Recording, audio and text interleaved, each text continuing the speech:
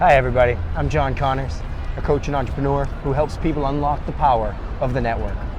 I've started a brand new web series called NetworkedLeaders, and the first person I really have the pleasure to introduce to this series is Frank Clark of the New York Power Team, which he's been a network leader for at least 25 plus years.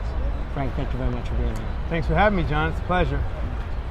I started the Power Team in 1993 after attending Tony Robbins' Unleash the Power Within event, and immediately prior to attending his Life Mastery University training. I had read many books in my career to date and was looking to create like a mastermind community of like-minded people.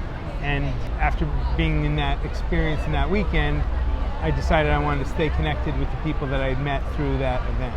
So I had gotten a lot of business cards, and following the event, started calling people and asked them to get together to discuss forming a mastermind group. So we all met in August of 1993 at the Cancun Mexican restaurant, which was significant because a couple weeks later we were all flying down to Cancun for the beginning of Life Mastery in '93. It's been extraordinary, it's been growing, and now we started from that humble beginnings of about 15 to 20 people to now where we've got over 1,000 people in the group, and our meetings regularly have anywhere from 30 to 100 people showing up. Awesome. We've got people from all different communities now. It's not just Tony Robbins people, but we've got people who've just been on some path of personal and professional growth, and that brings a lot of new energy and ideas into the group. So you end up meeting some extraordinary people who've trained with a wide variety of sets of knowledge. So it's nice. So and through that I've ended up with some of my greatest friends, and then also co-workers, colleagues, employees that I met through that group that I built companies around. So the network has yielded you monetary fruit as well as... Yeah, so around the same time I started the company to commercialize technology in the former Soviet Union. Because of that group, there were about 6 or 8 people who ended up working with me in that company, which is now a medical device company, and helped me build that company essentially from scratch into a couple $100 million company on the NASDAQ, and it's just really starting to come into its own. Well, if you could tell some of the people that are watching today a little bit about the wisdom you've gained from building your network, and how could they take maybe 3 to 5 principles to build their own network.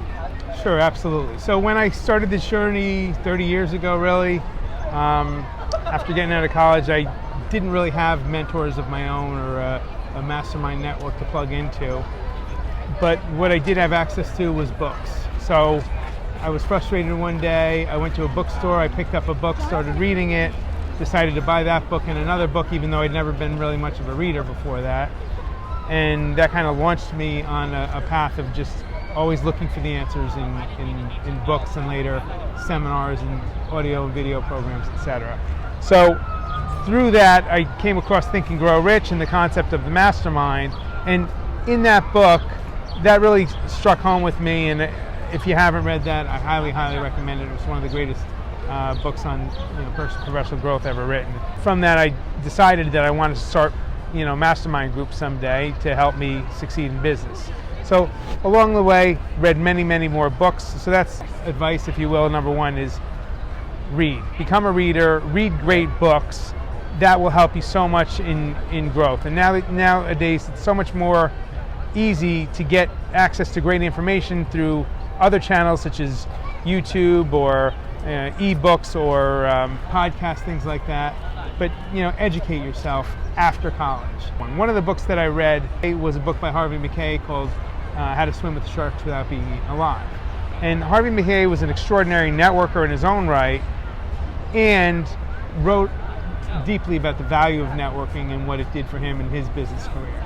So from reading that book, I took that on as my personal challenge to become a great networker and learn what it took to become a great networker. So I started going to industry events and social events and just try to meet as many people as I could to sort of grow my network over time. Find social occasions, find business events, find fun events where you can meet like-minded people. Perfect example of this is I've got a 9-year-old son, and I'm coaching him in Little League. And about 5 years ago, when I was just starting to coach, one of the other coaches asked me if I would help him coach another team. And so I ended up coaching this other team, and because of that decision and meeting this guy through the Little League network, he's now my business partner, and we're now building an indoor sports training facility up in Westchester County, New York.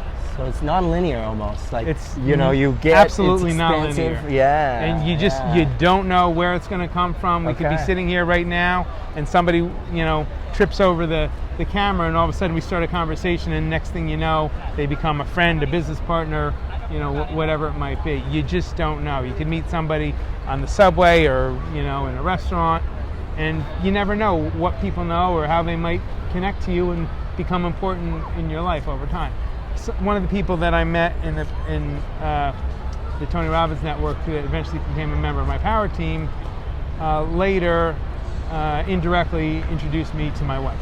Oh, wow. So yeah, talk about that's the power of the and network. And vice versa. So I indirectly introduced her to her husband. Oh, that's awesome. That's awesome. The opportunities are everywhere today to get out and network. You can do it through Facebook. You can do it through Meetup.com. You can do it through LinkedIn, online groups. And there's so many live events you can find out through social media.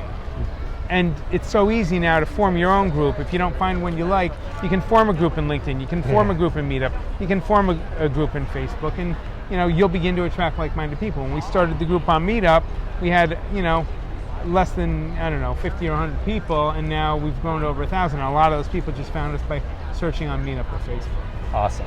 The third principle that I want to communicate, which is, when you read the books and you start meeting people, you yourself will, start to develop expertise, knowledge, wisdom, know-how, etc., that you can then share with others in those networks. So when you come to the networks, go not to get something, but to bring something to other people.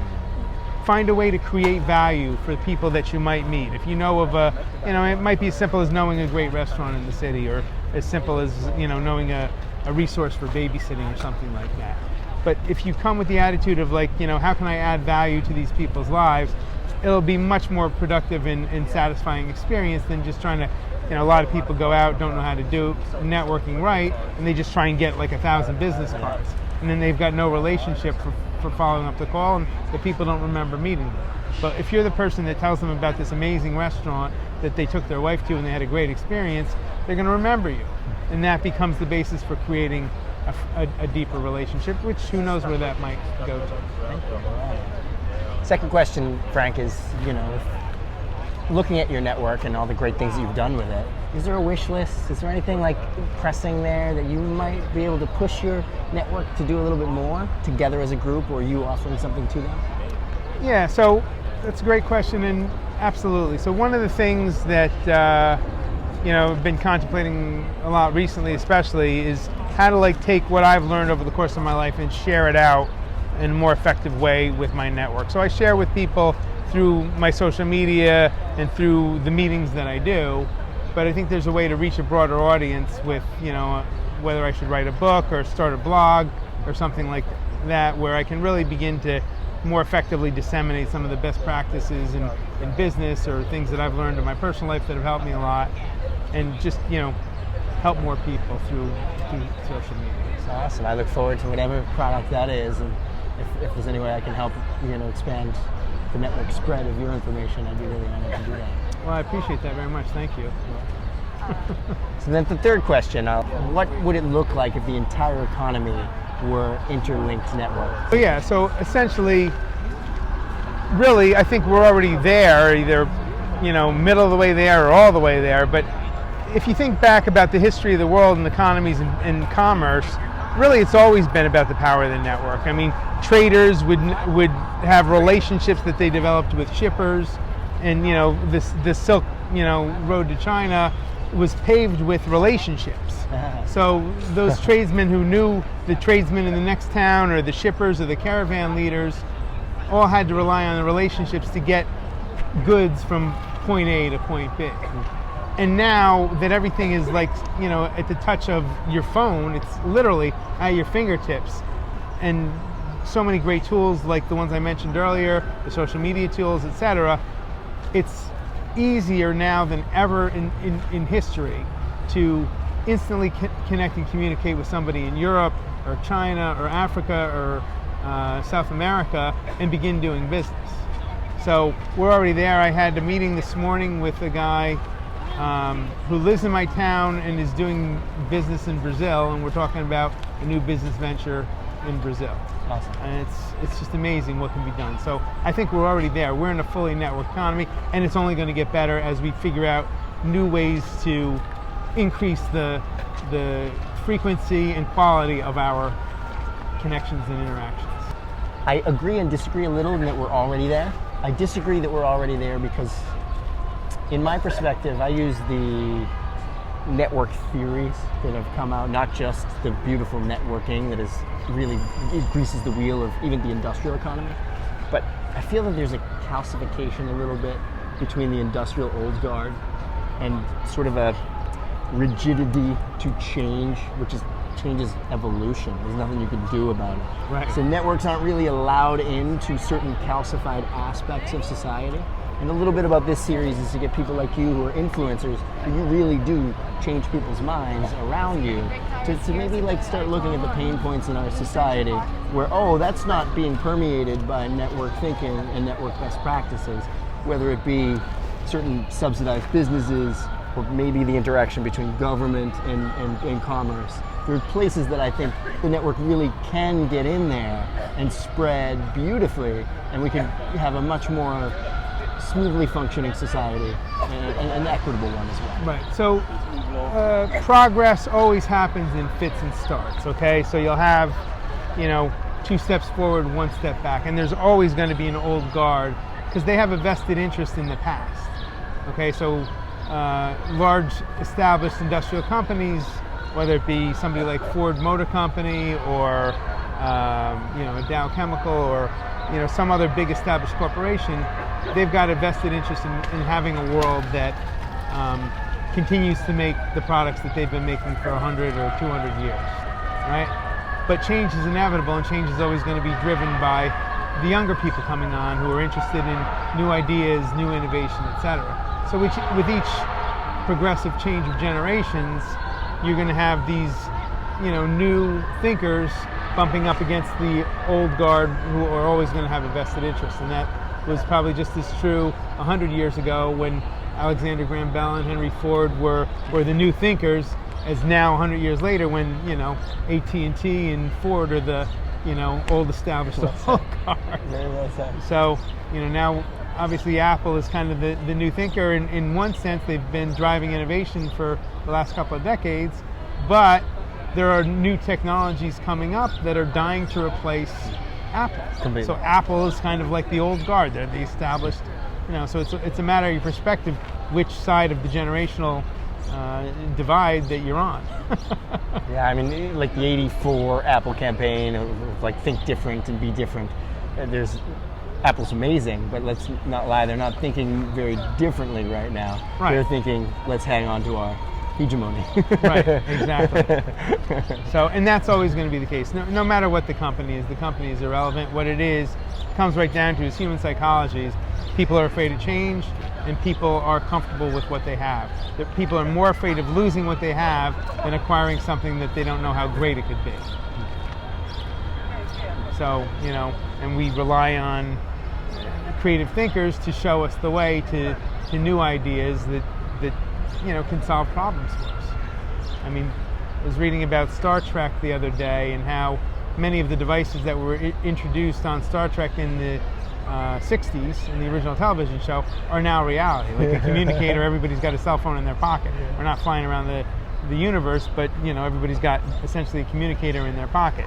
There are medical devices now that can do scans, kind of like what they envisioned on Star Trek. Space shuttles are commonplace.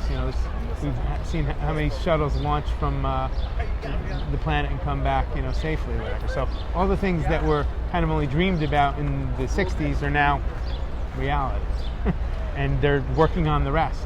So yeah, we just as much as we need innovation on the science side, we need creative thinkers like science fiction authors or film producers to show us the vision so that people can sort of like see what it would look like, on a trial basis. And then when, all of a sudden robots start showing up in society, they're not as foreign because they've already seen it in the movies or read about them in books.